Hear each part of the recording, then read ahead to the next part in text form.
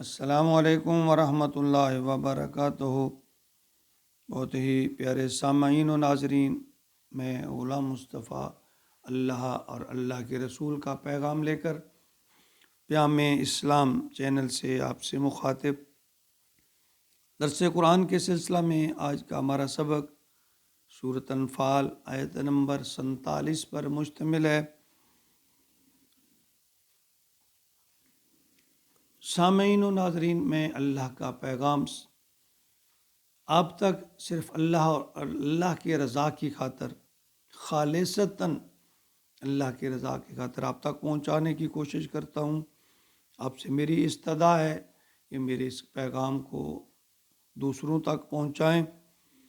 ہو سکتا ہے جو سننے والے ہیں وہ ہم سے بہتر عمل کرنے والے بن جائیں اور یہ صدقہ جاریہ ہمارے لیے بن جائے، اور اگر مناسب سمجھیں تو اس چینل کو یوٹیوب پہ سبسکرائب کر لیں، فیس بک پہ آپ دیکھتے ہیں تو اس کو فالو کر لیں، آنے والے سبق آپ تک پہنچتے رہیں گے۔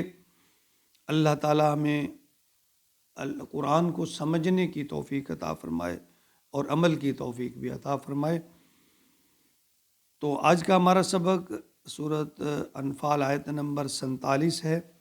اعوذ باللہ من الشیطان الرجیم، بسم اللہ الرحمن الرحیم۔ ولا تکونوا کالذین خرجوا من دیارہم بطرا ورئاء الناس ویصدون عن سبیل اللہ واللہ بما یعملون محیط۔ اللہ تعالیٰ ہر معاملے میں اپنی آیات کو کھول کھول کر بیان فرماتے ہیں اور ہمیں تدبر اور تفکر کی دعوت دی جاتی ہے۔ پیدائش سے موت تک، امن سے جنگ تک، خیر سے شر تک، دنیا سے آخرت تک، ہر چیز کے اصول بڑے واضح انداز میں قرآن پاک میں بیان کیے گئے ہیں، اور اب یہ انسان پر ہے کہ وہ اس سے کتنا اور کہاں کس طرح استفادہ حاصل کرتا ہے۔ فرمایا ولا تکونوا کالذین، اور ان لوگوں کی مانند مت ہو جانا، خرجوا من دیارہم، جو اپنے گھروں سے نکلے تھے، بطرا ورئاء الناس، ورئاء الناس یعنی دکھانے کے لیے لوگوں کو، اتراتے ہوئے، یعنی یہ کفار کے لشکر کی یہاں ذکر فرمایا جا رہا ہے کہ وہ تعداد میں زیادہ تھے، ساز و سامان تھا، تو ابو جہل یا اس کے جو لشکر تھے، اور وہ غرور اور تکبر بھی تھا مسلمانوں کو قسم کی پرسی کی حالت میں، غربت کی حالت میں دیکھ کر ان کا مذاق اڑاتے، اور وہ اس ظلم کا شکار تھے کہ یہ جو مٹھی بھر مسلمان ہے، ہم تو ان کو یوں خس و خاشاک کی طرح اڑا دیں گے، کچل کر رکھ دیں گے۔ تو اللہ فرمایا رہے ہیں وَيَصُدُّونَ عَن سَبِيلِ اللَّهِ، اور وہ اللہ کے راستے سے روک رہے تھے، بِمَا يَعْمَلُونَ مُحِيطٌ، جو کچھ وہ لوگ کر رہے تھے اللہ تعالیٰ احاطہ کی ہوگا، اللہ سب کو گھیر میں، اللہ یعنی اللہ کے سب علم میں ہے کہ جو کچھ وہ کر رہے تھے مسلمانوں کو راستے سے روکنے کے لیے، جو ان کی تدبیریں تھیں، اللہ فرماتے میں سب جانتا تھا۔ یعنی کفار جب گھر سے نکلے انہیں یہ بڑا گھمنڈ تھا، اتراتے ہوئے، فخر کرتے ہوئے، کہ بلکہ وہ باجو گاجوں کے ساتھ نکلے تھے، بڑی دھوم دھام کے ساتھ۔ یہ یاد رکھیے، یہ غزوہ بدر کا احوال بیان کیا جا رہا ہے کہ وہ کہہ رہے تھے کہ آج ہم مسلمانوں پر اپنی دھاک بٹھا دیں گے، ہم انہیں یعنی ان کو دوبارہ کبھی مقابلہ کرنے کی جرت نہیں ہوگی۔ اور ان کی یہ مذموم جو حرکات ہیں وہ ان کی ناکامی اور نامرادی کی نشانیاں تھیں، یعنی تکبر جو ہے وہ اللہ کو پسند نہیں ہے۔ اللہ مسلمانوں کو بھی یہ خبردار فرما رہے ہیں کہ تم نے غرور یا تکبر نہیں کرنا، تم نے ریاکاری نہیں کرنی، اس سے بچنا ہے۔ اور دوسرا فرمایا کہ کفار سے جنگ کا تمہارا مقصد اسلام اور مسلمان کی سر بلندی ہے، تمہارا ذاتی کو نمود یہ نہیں ہے کہ تم اپنی ذاتی اس میں بہادری دکھانا ہے، تمہیں صرف اللہ کی رضا مطلوب ہونی چاہیے۔ اور تیسرا فرمایا کہ شہرت یا نمود و نمائش جسے ہم ریاکاری کہیں، یہ مسلمانوں کا شیوا نہیں ہے۔ تو بخاری میں ہے، ابو موسیٰ اشعری رضی اللہ تعالیٰ عنہ روایت فرماتے ہیں کہ ایک شخص نبی کریم صلی اللہ علیہ وسلم کی خدمت میں حاضر ہوا، عرض کی کہ ایک آدمی اس لیے قتال کرتا ہے کہ اسے غیرت مند اور حمیت والا کہا جائے اور وہ بہادری جتلانے کے لیے لڑتا ہے، دوسرا وہ جو لوگوں کے دکھاوے کے لیے لڑتا ہے، ان میں سے کون سا قتال فی سبیل اللہ ہے؟ سنیے ذرا نبی اکرم صلی اللہ علیہ وسلم کا فرمان، آپ نے فرمایا جو اس لیے لڑتا ہے کہ اللہ تعالیٰ کا دین غالب ہو وہ جہاد فی سبیل اللہ ہے۔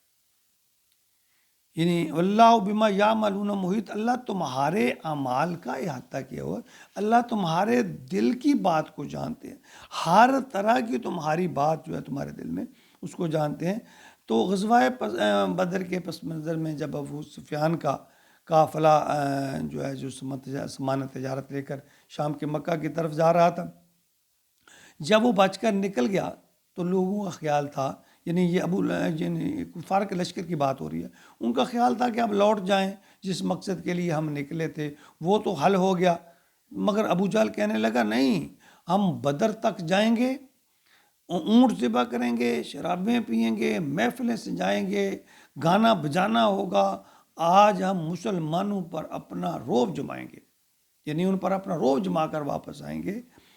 تو یہ ان کا مقصد تھا۔ تو اللہ نے مسلمانوں کو ایسا کرنے سے منع فرمایا۔ اللہ فرماتے ہیں کہ تم نے ایسا نہیں کرنا۔ صحیح مسلم کی ایک حدیث ہے، حدیث بڑی طویل ہے، اس کا میں خلاصہ سا یا لب لباب اس میں بیان کرنے کی کوشش کرتا ہوں کہ صحیح مسلم حدیث نمبر 402 ہے۔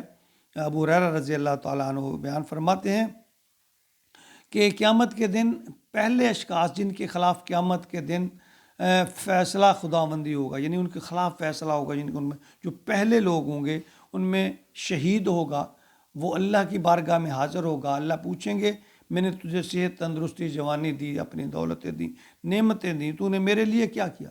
کہے گا یا اللہ میں نے تیرے راستے میں جہاد کیا، حتیٰ کہ میں نے اپنی جان دے دی، تیرے راستے میں قربان ہو گیا۔ اللہ تو دلوں کی بات کو جانتے ہیں۔ اللہ فرماتے ہیں، اللہ فرمائیں گے قیامت کے دن، نبی پاک صلی اللہ علیہ وسلم کی حدیث مبارک کہ اللہ فرمائیں گے نہیں، تیرے دل میں یہ بات تھی کہ لوگ تجھے بہادر کہیں، جرأت مند کہیں، طاقتور کہیں، سو دنیا میں تجھے کہا جا چکا، اور فرشتوں سے حکم دیں گے کہ اسے منہ کے بل گھسیٹ کر دوزخ میں پھینک دو۔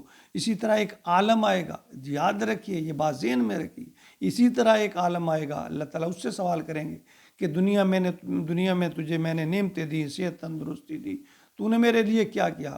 وہ کہے گا یا اللہ میں نے تیرا دین سیکھا، جوانی اس پہ صرف کی، پھر میں نے تیرے راستے پہ تبلیغ کی، تیرا پیغام لوگوں تک پہنچاتا رہا۔ اللہ فرمائیں گے تو جھوٹ بول رہے، تم نے یہ سب اس لیے کہا تھا کہ لوگ تجھے عالم کریں، تیری واہ واہ ہو، سو دنیا میں تیری واہ واہ ہو چکی، فرشتوں سے حکم دیں گے اسے گھسیٹ کر، منہ کے بل گھسیٹ کر دوزخ میں پھینک دو۔ اور تیسرا شخص ایک سخی ہوگا، اللہ اس سے دریافت فرمائیں گے میں نے تجھے اتنی دولت دی تھی، تم نے میرے لیے کیا کیا؟ نعمتیں، دولت۔ اللہ کہیں گے یا اللہ میں نے تیری دی ہوئی دولت کو غریبوں میں بانٹا، لوگوں میں تقسیم کیا، نے بھلائی کے کام کیے، رفع عامہ کے کام کیے۔ اللہ فرمائیں گے نہیں، تو دنیا میں اس لیے میرے نام پہ دولت خرچ کرتا رہا کہ لوگ تجھے سخی کہیں، بس دنیا میں سخی کہا جا چکا، اور فرشتوں سے حکم دیں گے اس کو گھسیٹ کے جہنم میں پھینک دو۔ یعنی یہ اللہ چونکہ دلوں کی باتوں کو جانتے ہیں، دلوں کے راز کو جانتے ہیں، دلوں کی کیفیت کو جانتے ہیں، تو اللہ فرماتے ہیں ریاکاری میں کیا ہوا کام نہ تو شہید کی شہادت قبول ہے، نہ عالم کی تبلیغ قبول ہے، اور نہ سخی کا اللہ کے راہ میں خرچ کرنا قبول ہے۔ اس میں اگر اخلاص ہے تو قبول ہے، اگر ریاکاری ہے تو وہ کیا کرایا سب ضائع جائے گا، اور اللہ حکم دیں گے کہ انہیں گھسیٹتے ہوئے منہ کے بل دوزخ میں پھینک دو۔ اللہ تعالیٰ ہمیں ریاکاری جیسی لعنت سے بچائے، اخلاص پیدا کر دے، تقوی پیدا کر دے، عاجزی پیدا کر دے۔ آمین آمین آمین یا رب العالمین۔